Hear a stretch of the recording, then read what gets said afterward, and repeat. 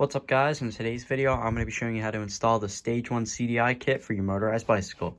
Let's get started. Now I know most of you are probably going to be wondering what are the main benefits of the CDI, and here's my answer. This one has a separate CDI box and a coil. You can see it's a very beefy coil, and it just has a longer, thicker gauge copper wire, 7.5 millimeters. It's a good kit, and I've seen a lot of videos where people put them on and their bike just runs smoother overall and is a lot more reliable.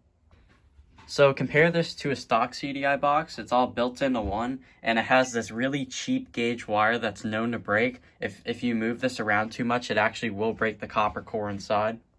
The wiring for this thing is pretty subpar. I mean, these things are known to get corroded or come loose, and then you got to try and crimp them down, and once you crimp them down, then you can't get it back off. They're okay, but the ones on the bike bearer ignition are going to be a lot better. So for installation, it's pretty easy, guys. All you got to do really is zip tie, and I use zip ties because it just works best for me. This onto the frame, this above it, and then you just connect these 4 wires down here. Now your black is going to go to your ground, and this is going to be your power wire, and one goes to the motor. This one goes to the motor, and then you have your kill switch one. So it's basically, for the Stage 1 kit, it's almost like wiring like a stock CDI box, with the exception of the coil. But the Stage 2, you're going to have to do a little bit of your own wiring. And I don't have that model to test out right now, but I believe this is the better one. You don't got to worry about losing a key or anything like that. And it's also a lot more low profile. This box is a lot smaller than the Stage 2 one. First thing to get out of the way is I got to take off this old CDI setup. And like I said, it worked okay, but I've already had to replace one of these in my other bike, so it's worth trying the Stage 1. So the first thing we got to do is remove the spark plug boot. And I always tell guys this, is there's a different end in there. This one takes the big one.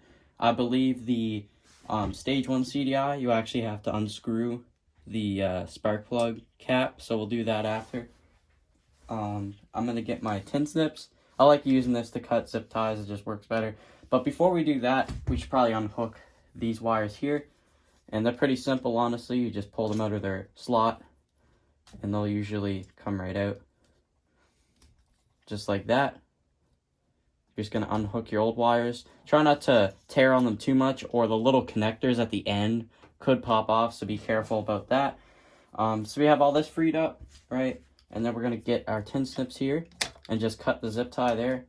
And you can see it's kind of fallen. Any zip ties that are holding on to the frame, get rid of them.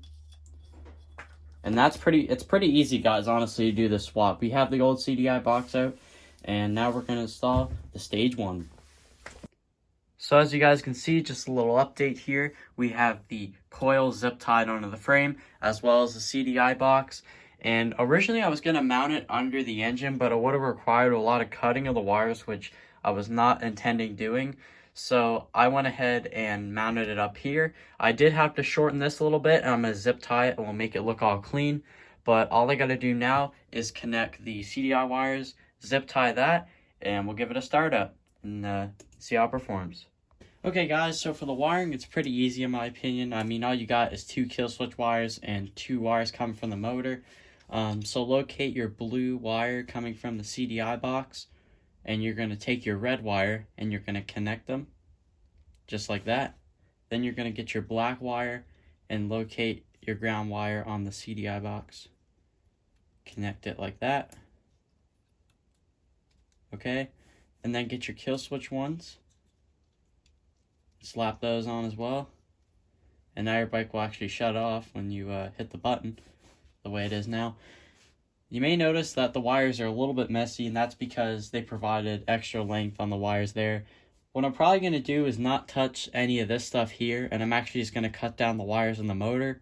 I've started up previously and it worked good, like I said, so I'm just going to cut these down, and we'll wrap up the video. I'll get a little bit of a clip of it running and show you guys how it performs. And there you have it, guys. We have the CDI all hooked up, ready to go. I did a little bit of creative wiring here. I actually just routed it up and around the motor, so I didn't have to cut and splice anything. That was good there. Let's give this thing a fire up and see how it sounds.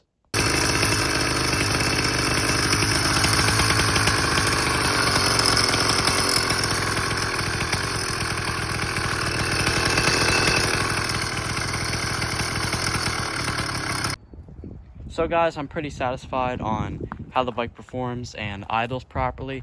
I've heard a couple things where the CDI doesn't like to idle, but in my case, it's working pretty good on my YD100.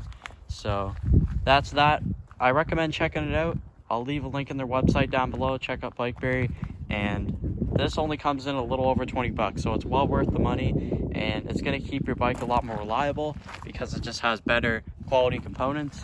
But I'm going to wrap up the video. Make sure to give me a like, and I'll see you guys in the next video.